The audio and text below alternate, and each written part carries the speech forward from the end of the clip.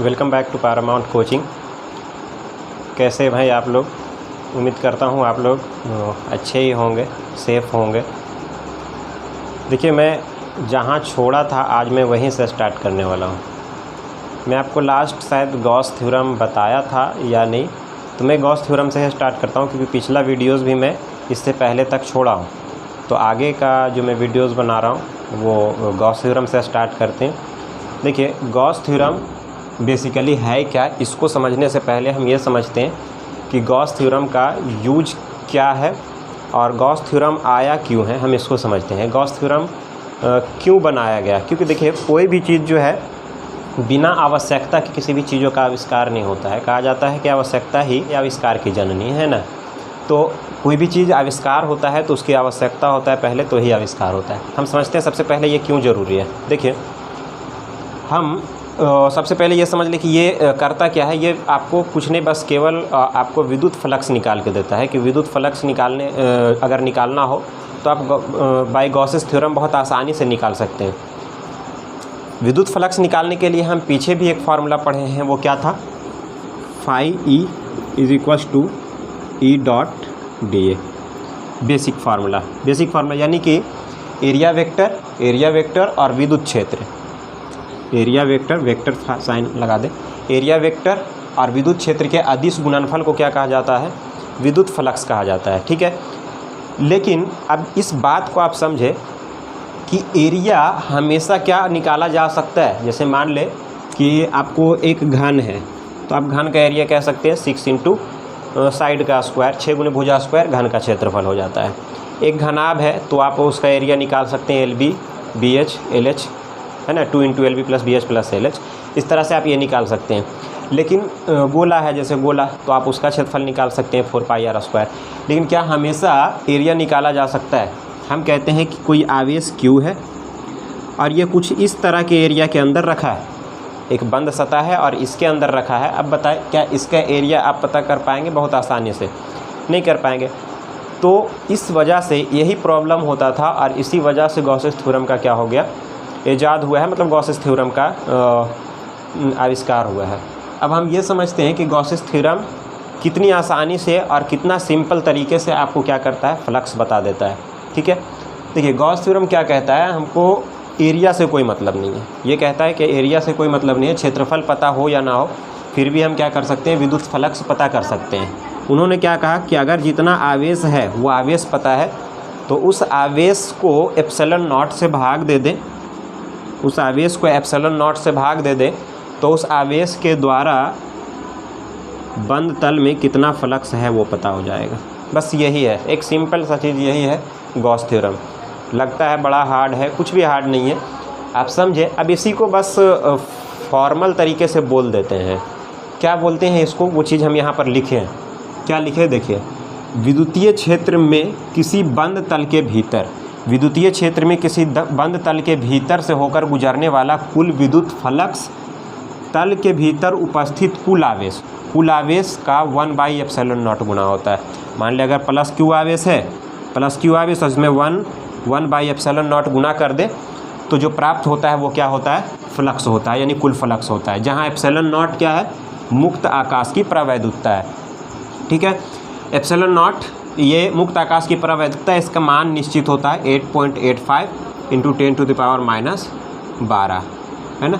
ये इतना वैल्यू होता है, निर्वात की प्रवैधुकता है, फाई बराबर Q/ε0। बस इसी को हम क्या कहते हैं, गॉस थ्योरम कहते हैं। ठीक है, इसका जब हम एप्लीकेशन पढ़ेंगे तो ज़्यादा मज़ा आएगा, क्योंकि एप्लीकेशन में हम आपको विभिन्न स्थितियों पर क्या करना पड़ेगा। इसका एप्लीकेशन क्या है, फ्लक्स तो आसानी से दे देता है, लेकिन जब हम इसका यूज पढ़ेंगे, इसका एप्लीकेशन पढ़ेंगे कि कहाँ यूज होता है ये, तो आपको बता दें ये यूज होता है बेसिकली विद्युत क्षेत्र निकालने में, कि विभिन्न स्थितियों पर विद्युत क्षेत्र, विभिन्न बिंदुओं पर विद्युत क्षेत्र कैसे निकालेंगे, इसके एप्लीकेशन में आपको हम पढ़ाएंगे बहुत डिटेल में। ठीक है, तो ये आपको उम्मीद करते हैं कि ये आपको गॉस थ्योरम समझ में आया होगा कि गॉस थ्योरम क्या है। ठीक है, अब हम आगे समझते हैं जो एग्ज़ाम में यहाँ से पूछा जाता है कि गॉस थ्योरम को प्रमाणित करें, यानी गॉस के प्रमेय को प्रूव करके बताना है आपको। 5 नंबर का एग्ज़ाम में यहाँ से आता है। आगे का टॉपिक हम वो बताते हैं कि गॉस थ्योरम को कैसे हम प्रूफ कर सकते हैं, यानी इतना कैसे लेकर आ सकते हैं, ये आता कहाँ से है। ठीक है, तो चलिए स्टार्ट करते हैं। तो देखिए, अब हम गॉस थ्योरम को प्रमाणित करेंगे। हम ऐसा मान लेते हैं ये प्लस क्यू चार्ज है यहाँ पर, कहाँ पे, पॉइंट ओ पर एक प्लस क्यू चार्ज रखा है। इसके चारों तरफ एक ऐसा गॉसीय सतह ले लेते हैं, ये हमने ले लिया कि एक गॉसीय सतह है, ठीक है। मतलब एक सरफेस जिसको हम गॉसीय सतह कहते हैं, एक कोई भी सरफेस लिए, एक सतह लिए, इस बंद तल यानी एक काल्पनिक तल है, ये एक्चुअल में ऐसा कुछ होता नहीं है, हम एक कल्पना करते हैं कि इसके चारों तरफ का एक क्या है, बंद तल है जिसमें आवेश रखा है। अब उस आवेश के लिए मतलब इस आवेश के कारण कुल कितना फ्लक्स होगा इस बंद तल से संबद्ध, तो उसको हम क्या करेंगे, गॉस के प्रमेय से पता करेंगे, यानी कि गॉस प्रमेय को प्रूफ करेंगे। अर्थात यहाँ पर लेके आएंगे कि फ्लक्स फाई ई कितना, Q/ε0, ठीक है। तो इसके लिए हम क्या करेंगे, पूरा कब, देखिए ये एक अनियमित आकृति है, हम इसका क्षेत्रफल पता नहीं कर सकते हैं, तो उसके लिए क्या करना पड़ेगा, मेरे पास मतलब इसका कोई फार्मूला नहीं है क्षेत्रफल पता करने के लिए। तो इसके लिए हम एक छोटा सा सरफेस, कहीं से भी छोटा सा एक सरफेस काटेंगे, एक सतह काटेंगे यहाँ से, जिसको हम मतलब जिसको हम क्या कहेंगे, स्मॉल एरिया यानी कि अल्पांश क्षेत्र कह सकते हैं इसको, कि एक अल्पांश क्षेत्र काटते हैं यहाँ से, जिसको हम एरिया कह सकते हैं। इसका क्या है, DA है इसका एरिया जो है वो, और इसका एरिया वेक्टर कुछ इस तरफ चला जाता है। एरिया वेक्टर आपको पीछे समझा चुके हैं, DA, ठीक है। एरिया वेक्टर क्या होता है, सतह के लंबवत होता है, लंबवत दिशा में होता है। अब यहाँ से इस तरफ अगर आप देखेंगे, ये जो एरिया वेक्टर है, यानी ये एरिया जो है, ये सतह जो है प्लस क्यू से सतह की जो दूरी है वो कितना है, R है, ठीक है। यहाँ से हम अपना सोल्व करने के लिए हम इसको यहाँ से मिला देते हैं, जिसको हम ठोस कोण को ये ओमेगा से निरूपित करते हैं। अब स्मॉल है लिए डी ओमेगा लिख देते हैं, और यहाँ से जब प्लस क्यू के कारण इस तरफ विद्युत क्षेत्र बाहर की तरफ होता है, आपको भी पता है प्लस क्यू से विद्युत क्षेत्र जो होता है वो बाहर की तरफ होता है, तो विद्युत क्षेत्र की दिशा जो होगा वो कुछ इस डायरेक्शन में होगा, इस DA का एरिया, और ये विद्युत क्षेत्र E cos थीटा का एरिया, विद्युत क्षेत्र की दिशा इस तरफ है, ठीक है। अब देखिए यहाँ पर हम ये लिख देते हैं कि जो भी चीज़ यहाँ पे हम माने वो चीज़ यहाँ लिख देते हैं। माना कि देखिए, तो यहाँ लिख दिए हैं कि माना कि किसी बंद तल S के भीतर O बिंदु पर प्लस Q आवेश रखा है, एक अल्पांश गॉसीय सतह DA की कल्पना करते हैं जो O से R दूरी पर है ना, ये O से R दूरी पर है एक अल्पांश DA, ठीक है, और जिसके लिए विद्युत क्षेत्र प्लस Q आवेश के कारण विद्युत क्षेत्र क्या है, E है, ठीक है। अब हम परिभाषा यानी विद्युत फ्लक्स का जो परिभाषा है वो परिभाषा से हम क्या जानते हैं, यानी ये लिख देते हैं कि विद्युत फ्लक्स की परिभाषा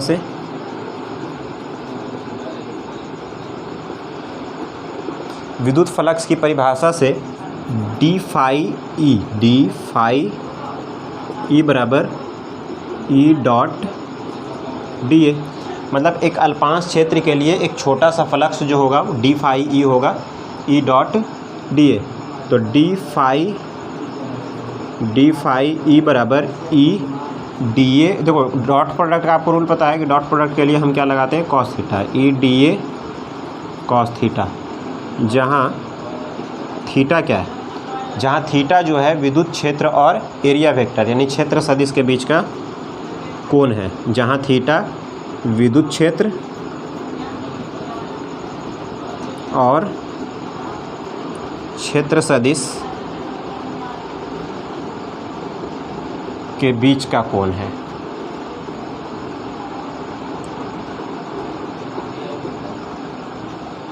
ठीक है। अब देखिए एक हम छोटा सा एक अल्पांश काटे हैं, तो इसके लिए हमें फ्लक्स पता हो गया डी फाई ई बराबर E dot DA cos theta. इस तरह का अल्पांश, ऐसा अल्पांश हम इस पूरे क्षेत्र में बहुत सारा काट सकते हैं, और सबके फ्लक्स को अगर हम जोड़ देंगे तो क्या पता हो जाएगा, वो पूरा का पूरा फ्लक्स पता हो जाएगा कि इसके द्वारा फ्लक्स कितना है, यानी इस प्लस Q आवेश के कारण फ्लक्स कितना है ये पता हो जाएगा। तो अब जोड़ने का काम कौन करता है, आपको पता है, जोड़ने का काम इंटीग्रेशन करता है। अगर हम इसको पूरे को इंटीग्रेट कर देंगे तो ये पूरे सतह के लिए फ्लक्स पता हो जाएगा इस प्लस Q के कारण। तो अब हम क्या कर देते हैं, दोनों तरफ समाकलन करने पर यानी ऐसा लिख देते हैं हम, संपूर्ण फ्लक्स के लिए दोनों तरफ समाकलन करने पर